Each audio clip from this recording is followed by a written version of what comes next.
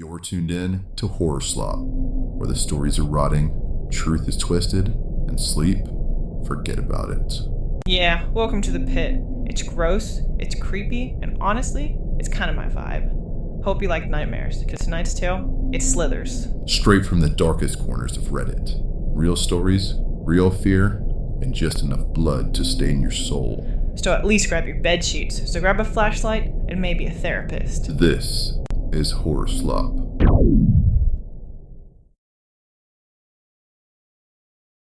Alright, kicking things off with a personal favorite. It's messy, it's weird, and it sets the tone real fast. Story 1. Don't blink.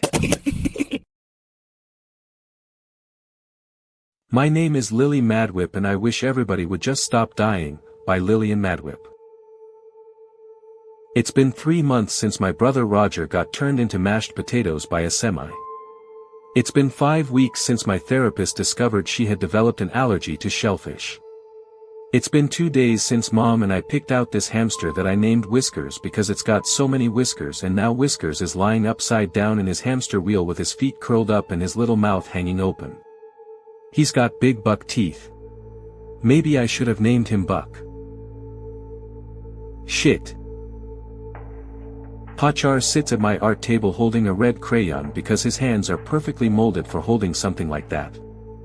I sat him down earlier to doodle, but he didn't draw anything. I made a still life using watercolors. I like still lives. I always include Pachar in my work. The one I did today was a bowl of fruit and a vase, because I saw a painting in a museum and people like fruit and vases in their art. Yes. I don't actually know. You want to help me bury my hamster? Okay. Can you do that? That's okay, he was just a hamster. I tell Jamal. I wonder if Whisker's soul is still in his body. Is he in purgatory like Roger? I also wonder if this means Jamal says a prayer before eating broccoli. Of course it is. Pachar tells me not to go in the woods, but Jamal is going into the woods now, and Jamal is the only person that's nice to me, so I follow him. He stops at the bunny and nudges it with his shoe. Oh hey, Jamal got new shoes. They're blue and they got big swoops on them. I didn't even notice before. The bunny crumples over. It looks like a pile of fur now. Jamal kneels down to see if it's wounded or something, and I notice a couple black birds in the brush beside us. They're also dead. It's a deer. One of the male ones like Bambi with big antlers. Its eyes are gone and you can see into its head, but it's dark in there and so you really can't see anything, but its eyes are just a pair of holes now. Its fur looks like it got run through a washing machine, it's all matted and slick. The whole thing is just laying there in the bushes with its head on sideways and its antlers sticking up waiting for someone to trip and fall on them. I look around us. The ground is littered with dead birds. I'm standing on one, but I thought it was just squishy ground. I feel bad using the word litter, because that sounds like the birds are just trash and they're not. Except for chickens. I don't like chickens.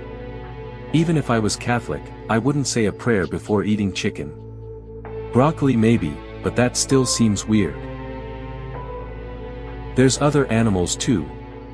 Small ones mostly. The deer is the largest one we found, but we also found a couple raccoons and someone's cat with orange stripes, I think it belonged to the Millers down the street, and a bunch of squirrels. Like a lot of squirrels. Like, at first I thought maybe we could bury the animals, but then when I started counting the squirrels I thought, no. Dear swear jar, I owe you 2 quarters. When Dad comes inside, he calls Mom at work and he's using his outside voice. I hear him say angry things about me and my curse. Pachar tells me not to worry, and that it's not me. Pachar is always right. Isn't he? Sleeping yet? Didn't think so. Next story's up. And yeah, it's worse. You're welcome. What are you doing, Jason? No. Don't kill it. Don't. No. I screamed, as a 7-year-old Jason used a rock to put my pet cat, Billy, to sleep forever. That wasn't the first time he did something like this. Every time father got me a new pet, Jason would kill it within a few days. Father didn't get me any new pets after Jason had killed my puppy, Murphy, and my pet bird, Polly. He just killed the ones that he found me playing with. Father, obviously, wasn't happy with this. Jason was my elder brother and his wife had cheated on him. He had walked in on her, while she was in their bed, with her yoga instructor. I already knew all of this, because he had called me and told me everything, the day it had all happened. Every finger pointed towards Jason. People knew what his wife did. The police knew the whole story. Everyone thought he was the one who was obviously responsible for killing his disloyal lover. Moreover, no one could locate her anywhere. It was like she had suddenly fallen off the face of the earth. What did you do, Jason? Where is she now? I asked, as my teary-eyed brother stood in front of me. I took out my gun from the dresser, and pointed it at them. He was silent for a while. I loved Jason dearly. He was the best elder brother I could have asked for. I don't know what I would have done if I was cheated on. Perhaps I'd never know. I wasn't Jason. Jason. Did you kill her? Of course not. But I wanted to. How could she do this to me? I loved her so much. I couldn't kill her. I can't believe it. I should have killed her, but I could not. Now that she has disappeared, the whole world thinks I did. What life is this? He said, crying. The eyes of a man who had lost everything stared at me finally, and I didn't know how to help him. I sat there on that cold winter night, trying to console him. That night, Jason asked me whether I had anything to do with her disappearance. There is no consequence for breaking your heart, in this cruel world. There is no judgment and there is no punishment. The world only expects you to move on, despite of how traumatic it might have been, for you. I knew how much he loved his wife. If he did kill her, I'd understand. But he kept on telling me that he didn't. I'm not Jason, and I honestly don't know how I would have handled his whole situation. Jason has always maintained his innocence, and unlike everyone else, I believe him. I believe him, because I know he didn't kill his wife, but if he gets a chance to do it now, given the condition she's in, I know that he will. I can't let that happen though, can I? She cheated on my brother. She broke my brother's heart and I've made sure she doesn't get to break anyone's heart ever again. Jason is too weak and would kill her now, and put her out of her misery. But I'm not Jason. I take my hammer, and as I enter the basement bearing the good news of Jason's wedding, I can hear her crying. That's like all she does, these days. She used to beg me to release her in the beginning, but over the years, she has realized that I won't do that. But I'm not Jason. She had her wing ripped off, her beak hammered in and was bleeding, but, somehow, still alive. I'll just put it out of its misery. Why do you keep doing this? Jason asked. Are you going to tell father? I didn't know the answer to his question then. I'm taking the blame on me, for the last time. Swear on me and say that you won't repeat this. I swear. A duppy smiley face.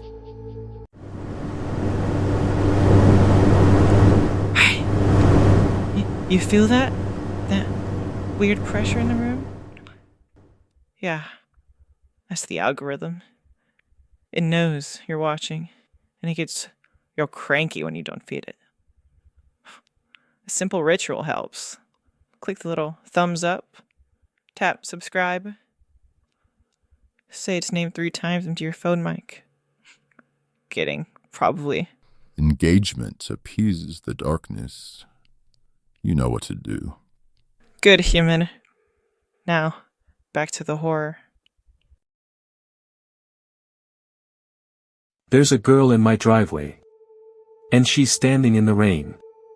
Though her eyes show no emotion. It's apparent she's in pain. There's a girl in my driveway. And my wife now sees her too. She tells me to let her in. Wouldn't have done it if I knew. There's a girl in my house. And I don't know where she's from. I have leftovers from dinner. And decide to offer some. There's a girl in my house. And she passes me a note. I reach out to her to take it. And to look at what she wrote. There's a baby in my belly.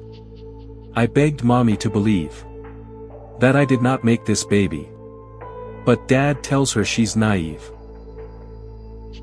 There's a baby in my belly. It makes me crave the strangest things. Suddenly I want to feast on squirrels, cats and pigeon wings. There's a baby in my belly. It's grown far too strong for me. It started kicking at my stomach. It is trying to break free. There's a baby in my belly. And I don't know what to do. It started eating its way out. And it's almost halfway through. There was a baby in my belly. And it's gonna kill my dad. I don't know what father did. But it says that he's been bad. Need a break? Too bad. These stories don't wait, and neither do we. Next one's worse, in the best way. Clean, cook, and tidy. Pack lunches.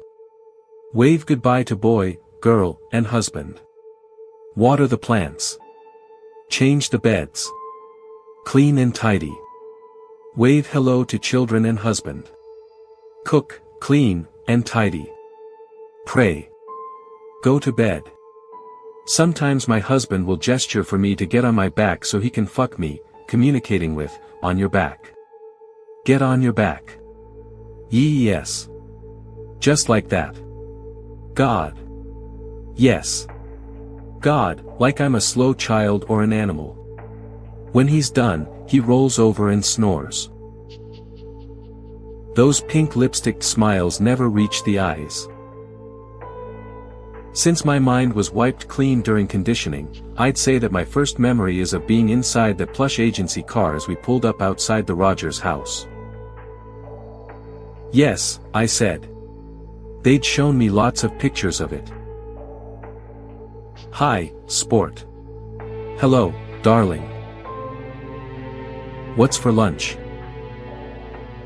My husband had called the agency 6 weeks in advance, as per protocol, and they'd selected and abducted me from, well, wherever I was from. Most of the specifics of the training regimen and conditioning are lost to me now, but I sometimes get flashes of it. Non-stop music, talking, pictures, and crushing hunger. Good morning, she said. We smiled. Our eyes met and locked in a stare, and I noticed something that sent a thrill through my stomach. Her smile, unlike all of the other pink lipsticked wives that I'd seen, was red as sin. Years ticked by. Time. We fell in love. Hey, she said once. I really like you. One evening, a van pulled up outside the Brown house. It drove away not long after. And the following morning, when I went into the back garden to meet her, Janet wasn't there.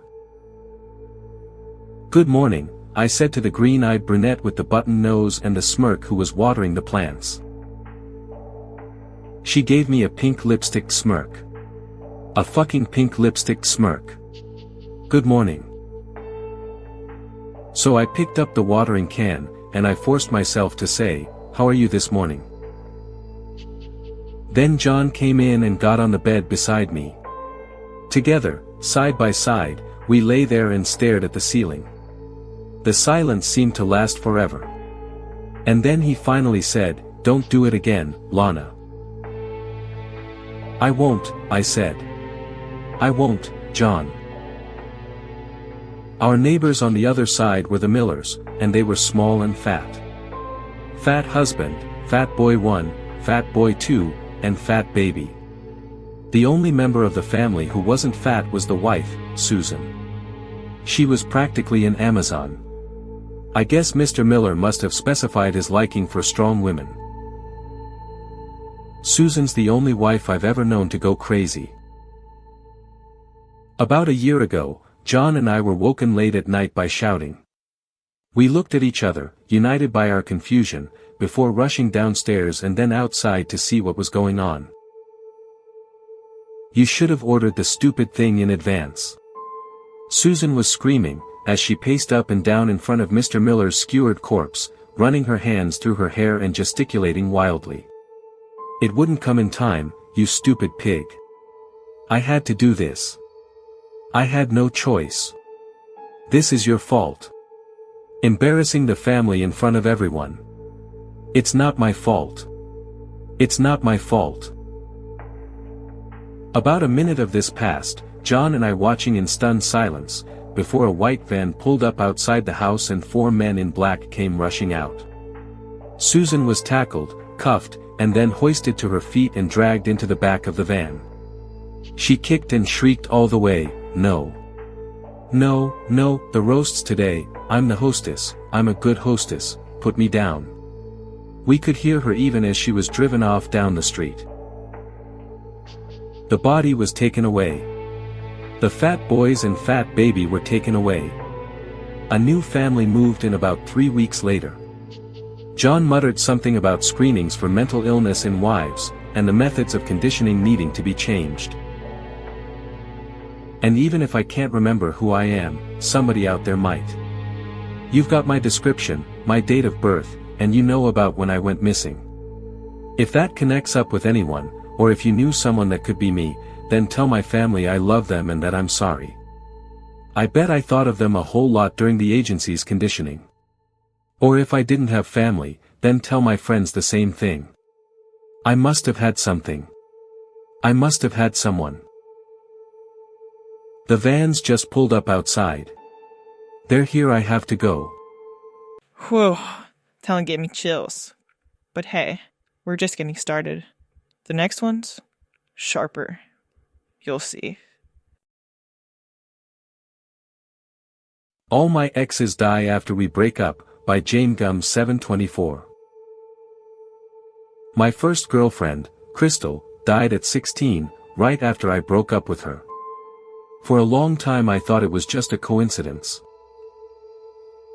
They both died in odd circumstances.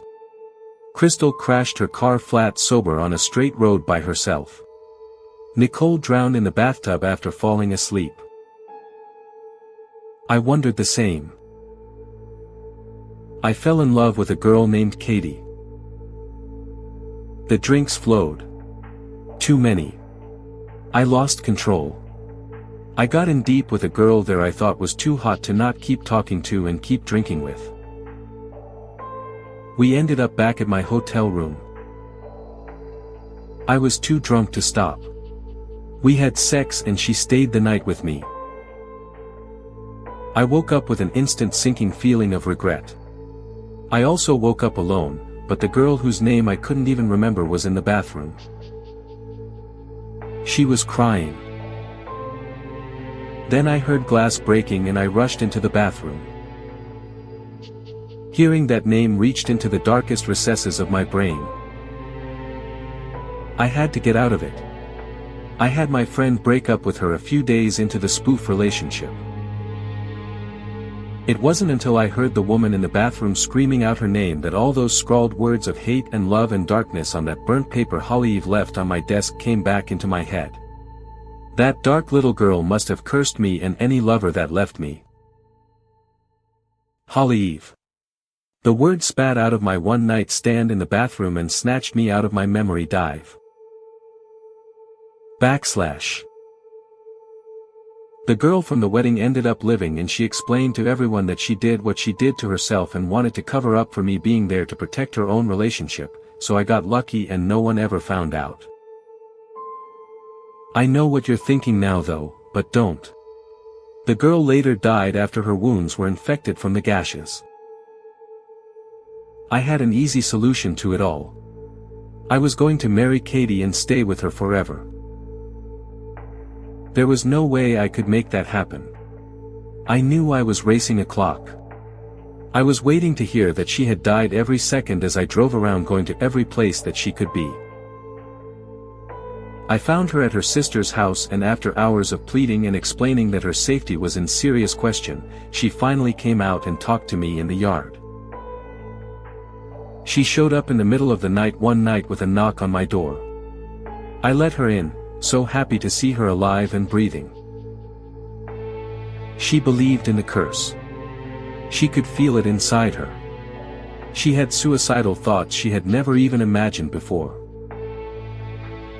We had to be together. The wedding was back on. I was cursed with a fake love forever, or I had to be okay with Katie dying. That last one tasted like fear and poor decisions.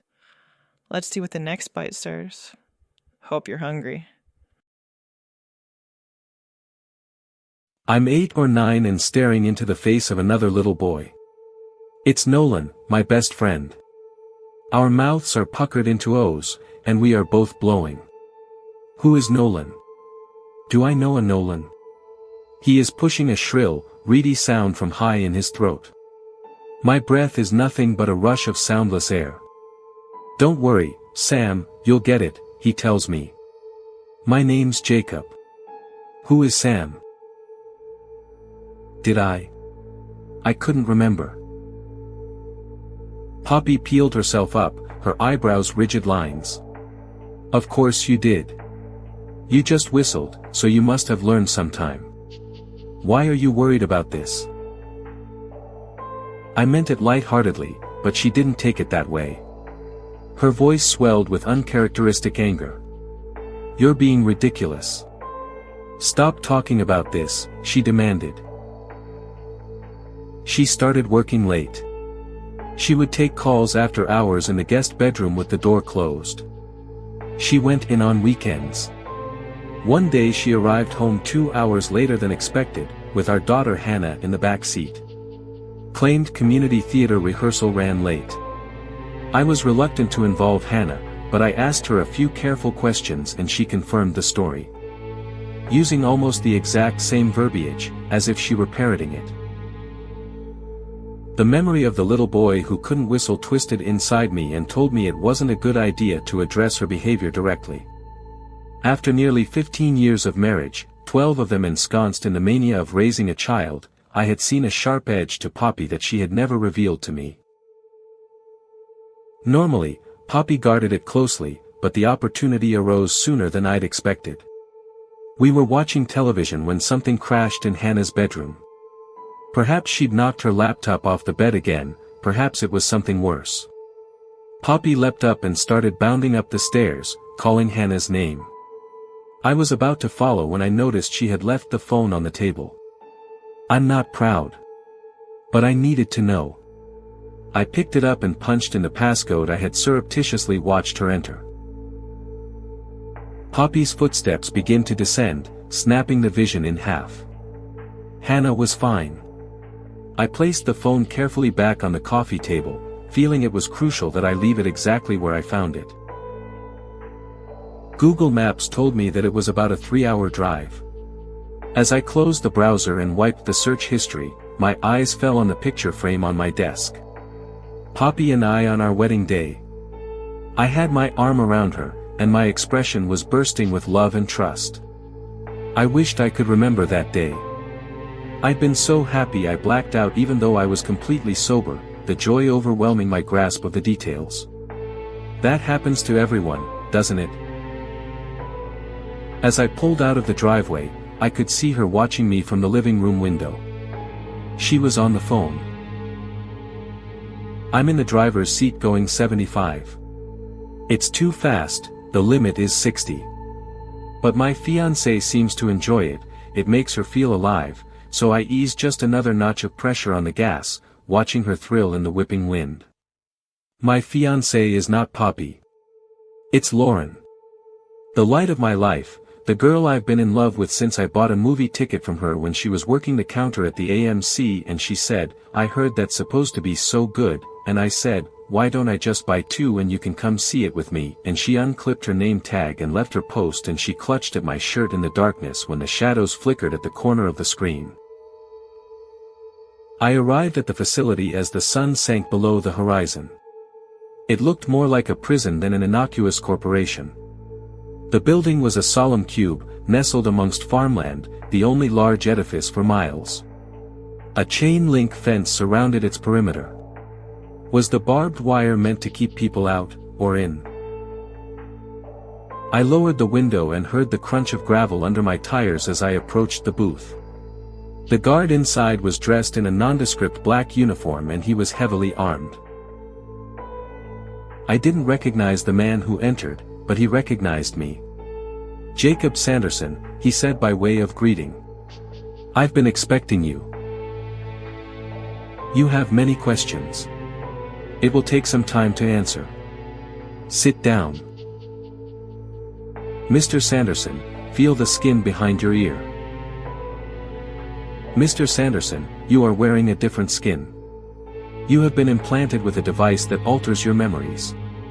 It's not perfect, as you have realized. We offer our deepest apologies for the malfunction." I was gripping the table so hard my knuckles were turning white. What about Poppy? And Hannah? I slammed my fist down on the table and stood up again, pacing quickly around the room. Hot blood was rushing to my head. I felt like I was about to pass out. "Why did you do this to me?" I shouted. "Why did you take my life away?" "What was it?" I asked hoarsely. "I don't remember. What happened?" "Well. It was your fault." He paused. "Do you want to hear the rest?" I scrambled through my fragmented memories, Sam's memories, my real memories, and could find nothing that gave me the barest hint. "I don't know. Do I?" "I can't make the decision for you, but I can tell you this," he said. "You've been in this room before. Not just the procedure, but thrice after that. The technology was a prototype, we've made advances, but your early model seemed to splutter and fail after a few years. We've had this exact conversation several times, you and I. And you have always chosen not to know." I screwed my eyes shut as though I could claw my way out of this nightmare. The thought of carrying on knowing that I was incomplete, that I wasn't truly me, loomed large. But what had I done, back before I'd forgotten? The knowledge had been so horrific that I'd wanted to take my own life, and had chosen to excise it from my memory forever. After a moment, I shook my head. "I suppose I don't." "Jake?" she asked, her voice unsteady. After a moment, I nodded.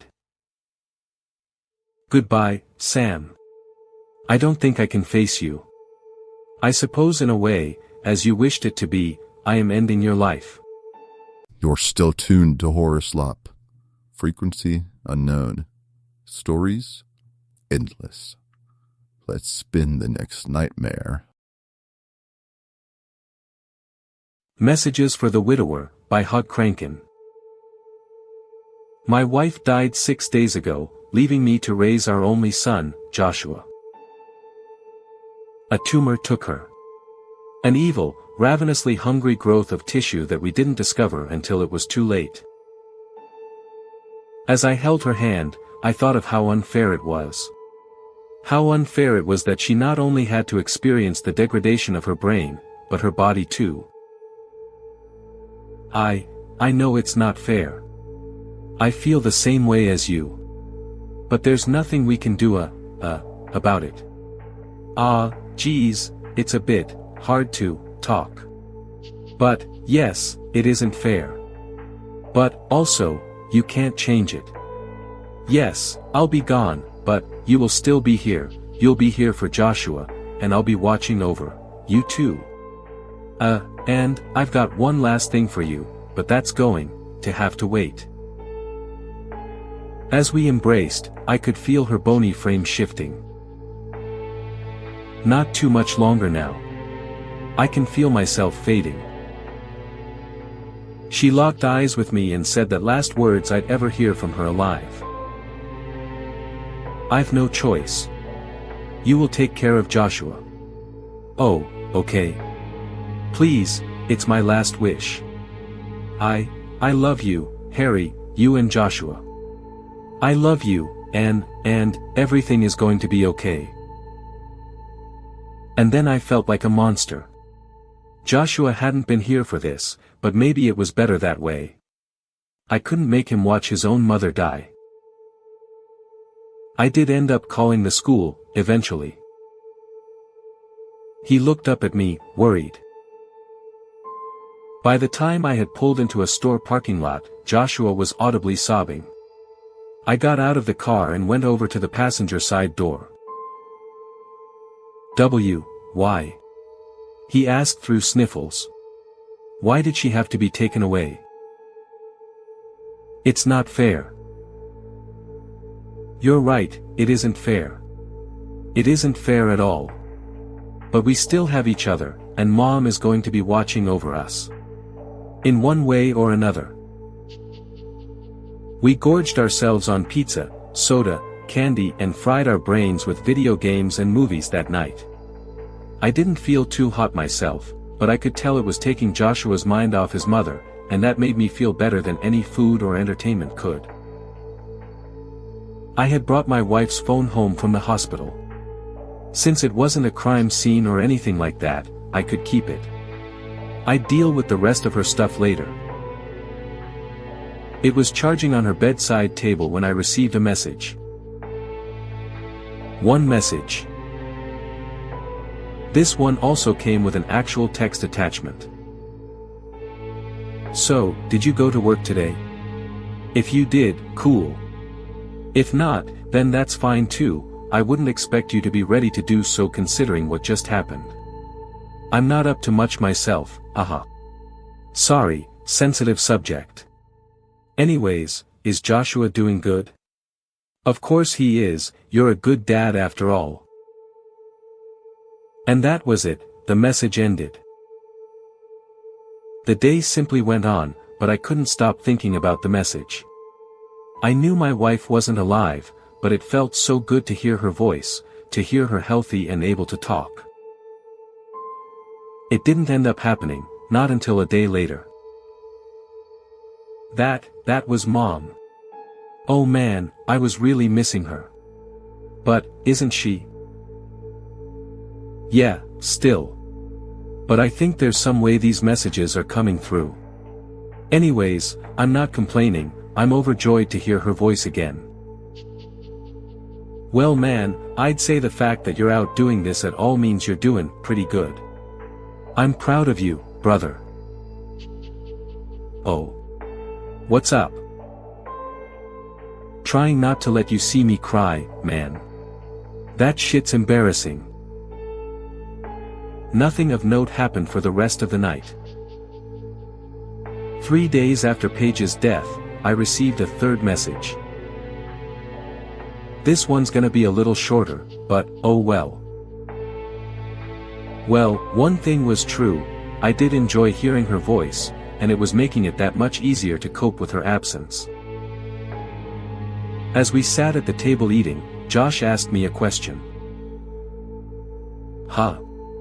Yeah, of course I miss her, she was my wife, my best friend, my companion.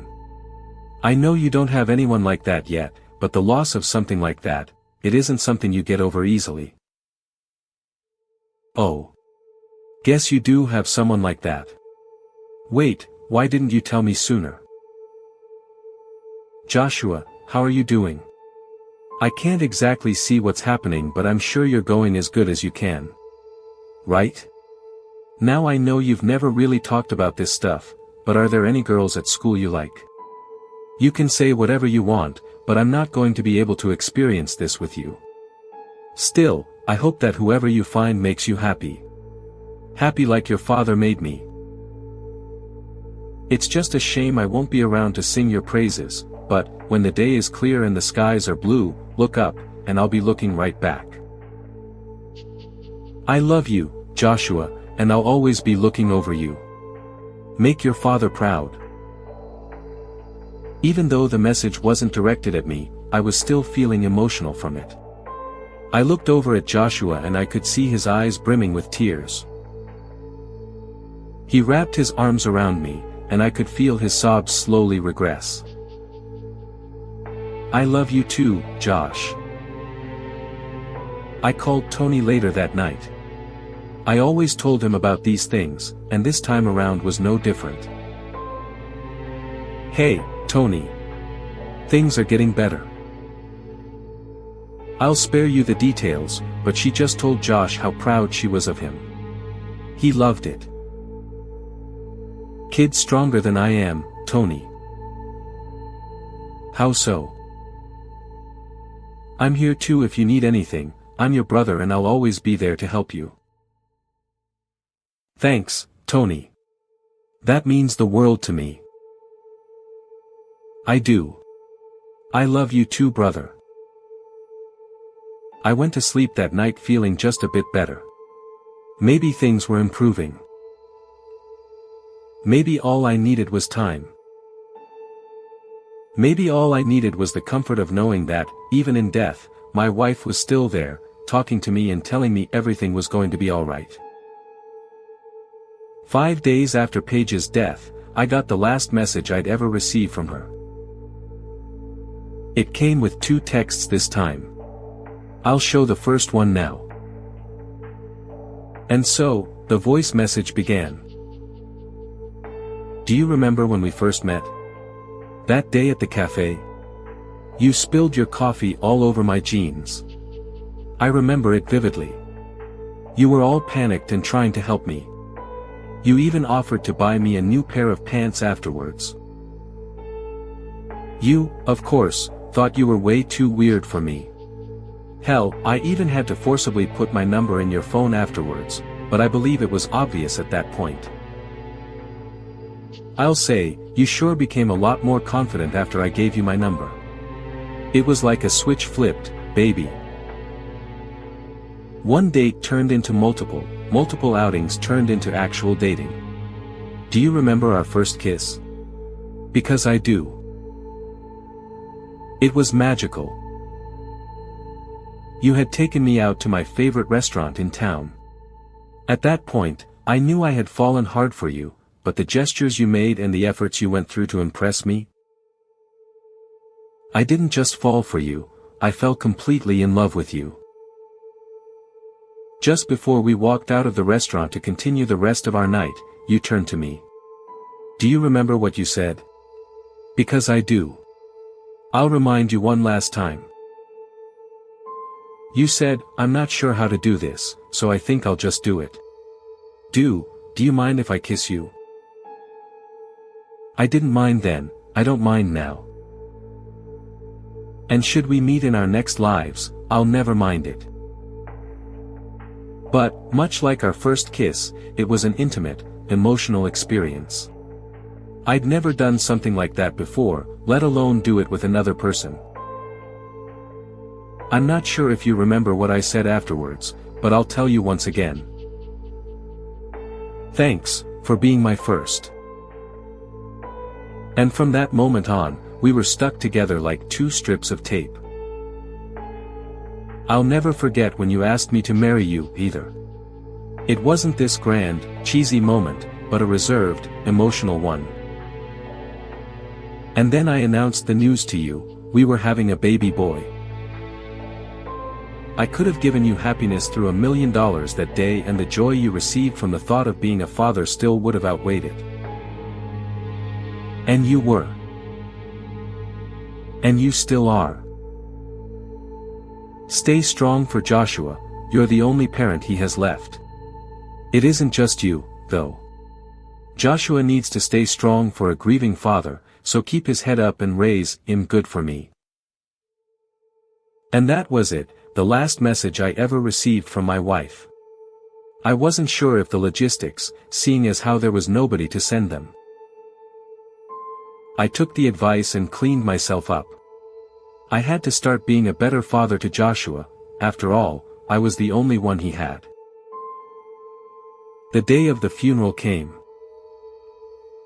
Shortly before we left, Tony called me. "Yeah, I'm doing better.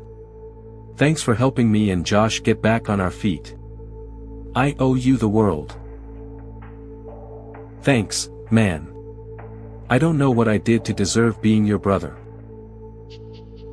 You were born after I was." Joshua and I managed to find a spot in the parking lot of the church the funeral was being held at. We both got out of the car at the same time. "Everyone's in there waiting for us," Joshua said, tugging at his sleeves. "Joshua. Of course I'm sad about this. It's my wife's funeral. But I'm not coming here to be sad. Sure, the hole your mother left in my heart when she died might never be filled again, but that's okay. It doesn't have to be, and it likely won't be," I said, locking eyes with him. "But, when I think of her, I want those thoughts to be ones that make me happy, not sad. Because of your mother, I have you. And she had us. She was overjoyed to leave behind the legacy that is you and me, and here, looking at you, I see her. Not really her, but she'll live on through you, something beautiful for me to work for." A tear rolled down his face before numerous others followed, and he wrapped me up in a hug while sobbing. I love you, Dad. I love you." I hugged him back. "I love you, son. I love you so much." He grabbed my hand. "Okay, let's go.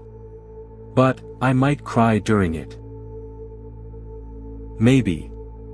I might not be as ready as I say I am." "Yeah, I think so." "Why?" Anyway, let's lighten the mood with something fun and... Nah, just kidding. It gets worse. Hit it. A light in the woods at night, run, by particular distance. I can't stop thinking about this for the life of me. Maybe someone here can help me figure it out. If it's an eye, why is it always facing me? If it was a reflective eye, it would have shifted if the animal moved their head, etc. It was always the same shape, and had a slightly yellowish tint. Whatever. It's an animal. No big deal, right? The light was on the same path as me. Gravel. Thick, loose gravel all the way down. It was dead quiet in the woods. As it was moving towards me, it didn't make a damn sound. Any animal that size/height would have made noise. Anything with feet, really. It was also huge. It was too big to be an eye.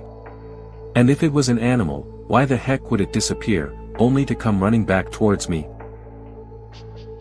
It also didn't move in a way that an animal would have. Or a person with a flashlight. The light was bright, but soft, not blinding. It didn't move up and down. It moved in such a way as if it didn't have a physical body.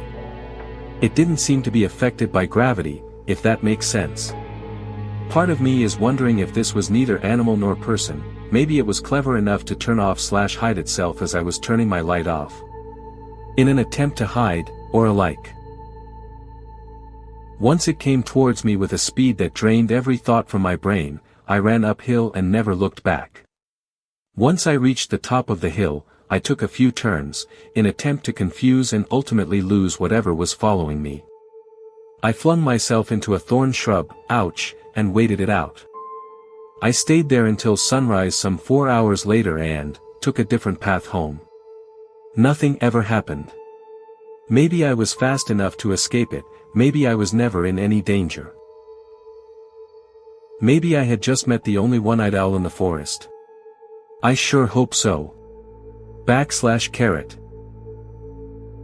It drives me nuts not knowing what that was. Do you guys have any idea? Alright, quick break before our next story. Let's check in with our resident spooky dude. Hey, you ever smile, or is your face just stuck that way? I smiled once. The sky bled. A child vanished. Never again. Okay, drama. Maybe next time just try a dad joke. Knock knock. They never made it to the door. Wow. Fine, stay moody. Anyways, back to the darkness. This next one's got teeth. What felt like 5 minutes, it had already been 55 minutes. My dad took a last look around the house, and walked back downstairs. Jamie, my mother, and I sat on the couch in anticipation. He put a large metal rod on the door, as to block things, I guess. He looked satisfied. He walked over, gave each of us a hug and told us that he loved us. The TV flashed, "Do not go outside. Do not interact with anyone outside. If you have not yet, seek shelter immediately." I begged my parents for an answer now. My mom sighed. I really hoped this would never happen again, at least in our lifetime. I don't know how long for, but it might be a while. There are things that will be outside. They're not us. They look like us, they act like us, but they are not us. My mom exclaimed, "We should get some sleep. It's late, you both know everything now." I laid in my bed with my sister next to me, too exhausted to even play my nightly game of solitaire. I woke up from my 8 a.m. alarm. I was supposed to go to class today. Never mind that, I guess. I looked out at the very small window we had. It looked like a nice day out. I wanted to go outside so bad. My neighbors were out, passing around a football, children playing as well. I heard my family talking outside. I almost called out for them. I turned around and looked at my real family sleeping on the floor. I realized what was going on now. They're here now. The creatures, attempting to be us. Someone is trying to get in, and it is not us. Still here? Aw, look at you. Brave little meatbag. Too late to back out now. Next story's already watching. Almost. My wife, B, died during childbirth. She was gorgeous, funny, intelligent, stubborn. A woman whose laugh was so loud eating in restaurants was a challenge, and whose stare was so intense it made my hands shake. I lost her, as she gave birth to our daughter, Sam. But this isn't about grief. This isn't about the physical sucker punch of losing forever something you loved. This is about something far more sinister. My daughter was lively, always running and screaming, leaping up and down the climbing frame, causing havoc in her nursery classes. So for her 6th birthday, a trip with friends to the movies had left her so pent up with energy I could barely keep up with her as she dipped and dodged between people on the pavement. She'd occasionally turn back, through the sea of people and shout, "Daddy, come on," in a tone that was almost petulant. I couldn't help but love her. The next week was a blur. I cannot place a single memory to a time, in between friends and family extending their condolences, and the howling sobs of mine that would break out at any moment, a door slamming, the gentle hum of the fridge or voices laughing on the radio. I attended her funeral dressed all in black. By dressed, I don't mean merely clothes, my very essence was dark. I couldn't feel, or think, and the day continued as I went through the motions, like a dying man treading water. Everyone wanted to tell me about Sam, and how perfect she was, what an angel she was, as if I didn't know. As if I didn't realize what a gift my own daughter was. The man stood out from the rest, as he walked up to me and handed me this large leather book. I assumed, at the time, he was a parent of one of Sam's friends, handing me a collection of their photos together. Or maybe I was too numb to even process his cold hands, and how he never mentioned my daughter once. For a month, I was lost. I drank, and stayed in our now empty apartment alone, watching old box sets, too numb now to even cry.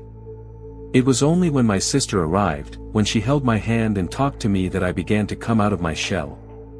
She'd sit and listen to the most inane things I said, and gently coaxed me out of my depression. Not completely, but enough for me to begin to live what was almost a real life again. I began to feel sick, but hoped that the following photos would provide some explanation. I came up with every excuse of how the man obtained these photos, desperate to view the moments of my daughter's life without a sense of trepidation. The photos grew closer and closer to my daughter's birthday. I could see the day I gave her a tiny bike after she turned 5, and the skinned knees that ensued. The book had so many more pages, that I assumed the rest were empty. But there was a photo of her just before the movies on her 6th birthday. I could recognize the pink raincoat she insisted on wearing, and my hands on her shoulders. There was no photo of the crash. Instead, her life continued inside this book. Her 7th birthday had a photo of me and her in the garden, covered in paint, with a huge canvas on the floor and an extremely messy painting. Her 7th birthday. Her 7th birthday. The reality of what I was seeing hit me then, and I slammed the book shut. I sat there, at the kitchen table, staring at the leather. This must be some sadistic Photoshop, I hoped. Someone had taken the time to pull a horrid prank on me. I say I hoped, because essentially, I couldn't believe the other explanation. If there even was one. Gritting my teeth, I decided I had nothing to lose and kept reading. Her 16th birthday was strange. A group of her friends, sitting outside, drinking from little plastic cups at a picnic. But there was someone in the background. Near the bushes of the park where this was taken, a dark figure stood. You wouldn't have noticed him, if not for the small shadow he cast on the grass. I leant back for a moment and exhaled. This was too weird. I'd been so caught up in watching my little girl grow up, I hadn't thought about how this would end. Moments like this are so utterly surreal that sometimes you remove yourself from them. I almost felt like I was watching myself read these, like this was a dream, or a program on the television. Instead, the photos were of her in a dimly lit house. Her face contorted by fear, striking all sorts of weird poses. Sometimes she would be dressed like an ancient queen, or she would be dressed like a maid scrubbing the floors. The figure was there even closer now. His legs, or his arm, would appear in each and every one. No matter how she was dressed, in every photo her face had this desperately pained expression. It killed me. There were bruises on her face. She looked thin, ill-even. I couldn't do it. This was sick. Properly sick. I soldiered on. She was looking straight at the camera, crying. She was on her knees, dressed in a black evening dress, with an apple in her mouth and her hands bound behind her back. Her makeup was ruined by her tears. It was as if she was pleading me, begging me to help. But I couldn't. I closed the book and left the room, my whole body convulsing with sobs. It's that there were so many pages left. And now, as the hour gets cold, and the shadows stretch long into the corners of your room, it's time. Yeah. Chew the spooky violin. But seriously, this next one? Even I didn't sleep after hearing it. I've claimed something coming from you. What? Just because I sleep in a coffin and collect cursed dolls? Among other things. This is the final descent for the night. One last story, dragged up from the depths of the disturbed and deranged. Go ahead. Turn off the lights. We dare you. This is Horror Slop.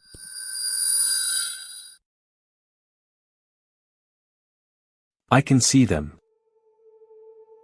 Some people's demons are tiny and innocuous, even cute. Others are brutes, stupid, foul, slovenly. Some are, in a word, abominations, twisted malevolent perversions who revel in misery and suffering. Those are the worst kind. You can tell a lot about a person by looking at their demon. I've known Jack for as long as I can remember, my whole life actually. He's always been around. When I was lonely, Jack would play with me. When I was sad, Jack would crack jokes to make me laugh. When I was bored, Jack would tell stories. Jack always knew the right things to say. That's when it stopped being cute and my parents started to worry about me. Sometimes at night I'd lay in bed listening to them talking in the kitchen. My mother would get weepy and my father would speak quiet soothing words like balm. He'd say things like, "It's just a phase. He'll grow out of it.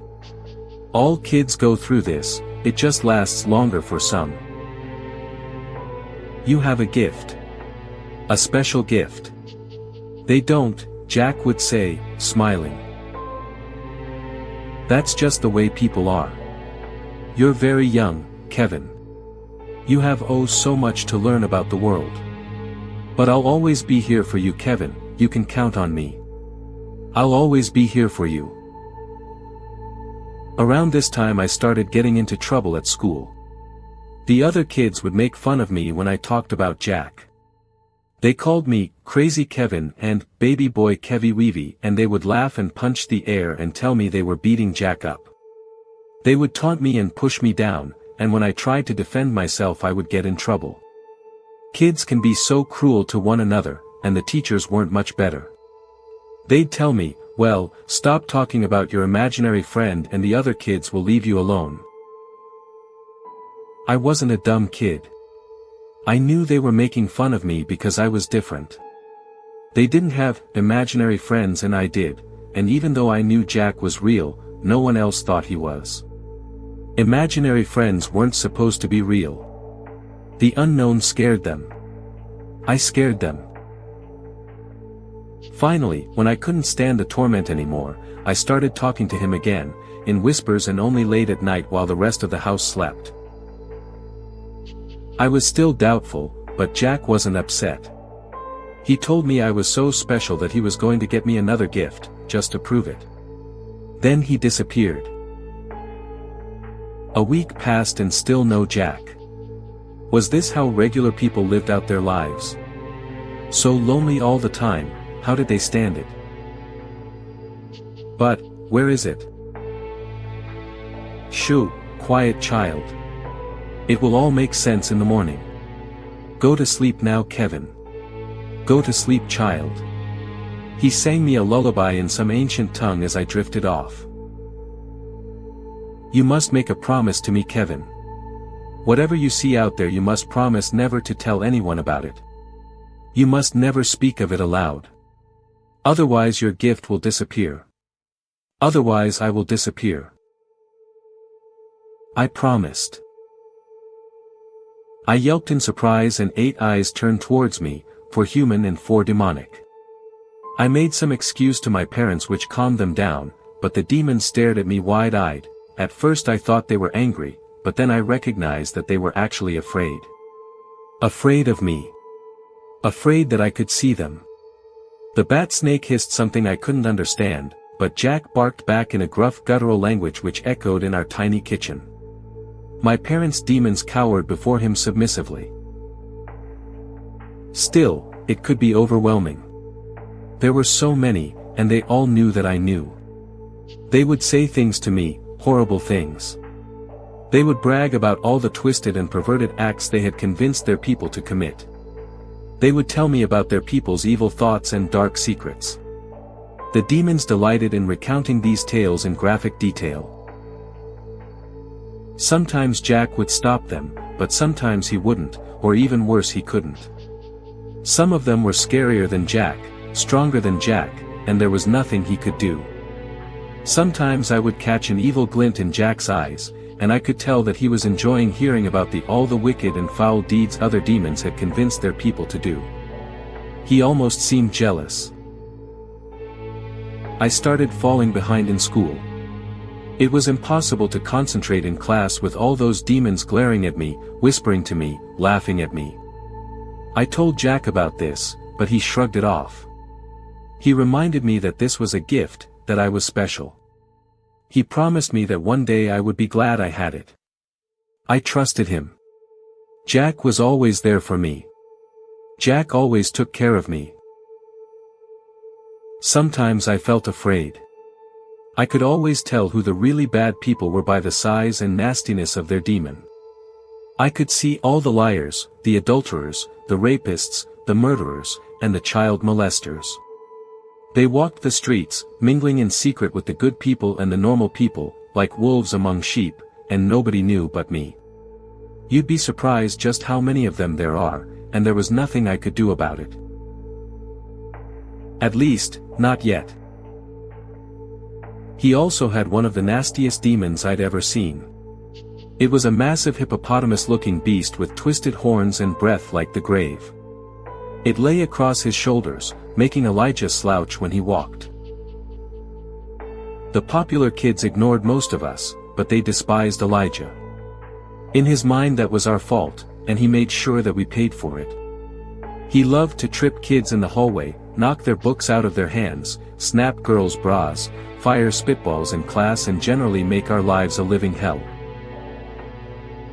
"Oh, look at this, is Whittle crazy Kevy Weavy having a Whittle pee break?" He sneered. His breath was hot on my neck, like a foul breeze wafting from a garbage dump on a scorching summer day. I ignored him, trying to finish the task at hand as quickly as possible. He kicked me hard on the backpack, smashing my chest into the urinal and my face into the concrete wall. I saw stars and fell to the ground, my member still in hand, still urinating. "Oh no, look at that." Whittle Kevy fell down and wet himself. "Here, let me help you with that." I lay on the ground in a daze, and heard pants unzipping somewhere above me. Then a warm putrid stream was pouring over my backpack and down my legs and Elijah was laughing. I covered my head and pretended I was somewhere else. When it was over I heard the door slam shut and from the hallway Elijah yelling, "Hey everybody, check it out. Crazy Kevin pissed himself." I looked up and there was my demon, Jack. He was staring at me with a smirk on his face. Jack's smile widened. Then one day after school, a knock came at my door. It was a stranger, disheveled and wild-eyed, dressed in a cheap suit. His demon was a snake, red as Venus blood, venom dripping from its maw. He didn't say a word, just handed me a crumpled paper bag and walked away. Cyanide. A few minutes after drinking my milk, Elijah was convulsing on the floor. I sat and watched, casually munching on a taco. A few minutes after that he was dead. I wasn't sad, I actually felt good. Better than I had in a long time.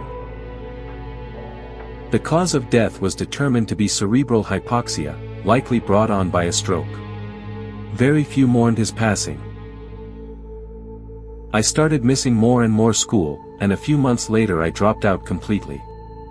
Not that I felt guilty, or thought I might get caught. No way. I just had other more important work to do. I got a job in a rough part of the city, working in a crummy old bookbinding factory. The work was monotonous, but easy, and I soon saved up enough to buy a used car and rent a shitty studio apartment. I worked second shift at the factory, from 3 p.m. to 11 p.m. Most guys hated the hours, but I found them perfect for supporting my extracurricular activities, finding bad people, and killing them. My demon helped me. Jack was a real natural when it came to this. He helped me track down people with particularly nasty demons, and he'd tell me all the vile things they had done. We stalked them like hunters, learning their patterns and routines. Then he'd tell me the best way to kill them, and how to get away with it. And I always got away with it. Pimps, rapists, drug dealers, child molesters, human traffickers, I did them all. Sometimes I made it look like an accident, or a suicide, or a robbery gone wrong. I beat, stabbed, strangled, shot, and drowned. I even pushed one fat fucker on the third rail of the subway. He fried just like bacon, even smelled like it. Jack was always there for me, protecting me, making sure I got away with it. Killing people become normal, fun even. It was my hobby and damn was I good at it. Eventually I didn't even think about it anymore. I just did it. Then I heard another noise, angry, screaming and cursing. The owner of the BMW was striding towards me, a mountain of a man, face red, fists clenched, arms swinging, spittle flying from his mouth as he screamed. I lurched from my seat to face him, blood pouring from the gash on my forehead. Straddling the man's shoulders was one of the most horrific demons I had ever seen. It was huge, round, pale white and bloated like a corpse. Pus oozed from 1,000 sores covering its corpulent body. It had no arms or legs.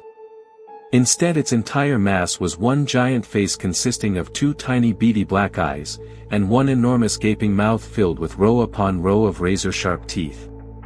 A forked tongue slithered snake-like through its fangs, flitting through the air searching for a victim. I felt bile rising from my throat and fought it down. Are you just going to stand there laughing? Help me. Tell me what to do. How do I fix this? BWEP bip bip BWEP. Followed by the scream of a siren. A cascade of red and blue light reflected off the windows of my car and the shops around me. The cruiser peeled out from the gas station across the intersection and rushed towards me. My court-appointed lawyer was a mousy man with thick glasses and mustard stains on his suit jacket. His demon was a small skittering cockroach with the sallow face of a dead baby. He did not seem optimistic about my chances. The only hope to avoid the death penalty, he said, was to claim guilty but insane or mentally ill. I pondered that for a moment. Jack was smiling but his stare was black. Don't forget your promise, he whispered. You swore to me. You swore 3 times, never to tell anyone. I remember, I replied. But this is no gift. It's a curse, and I'm glad to be through with you. My demon, I said. Everybody has a demon, most people just can't see them. My demon is named Jack, and yes, he tells me to do things. Everybody has a demon. Everybody, except me. And there you have it, dear listeners. One final scream, echoing into the void. Yeah. Void screams, eternal darkness, I did it. Can I eat now? We're still on air, Roxy. Oh no, just the spooky FCC is gonna haunt us for breaking the mood. If you enjoyed tonight's descent into depravity, don't forget to like, subscribe, and what does he always say? Stab that bell icon like it's your ex possessed by a demon, and leave a comment telling us what Stern made you question. I have choices. And if you survive the night, we'll be waiting. Same dat time, same that crypt. You're the reason we have complaints, you know that. You're welcome.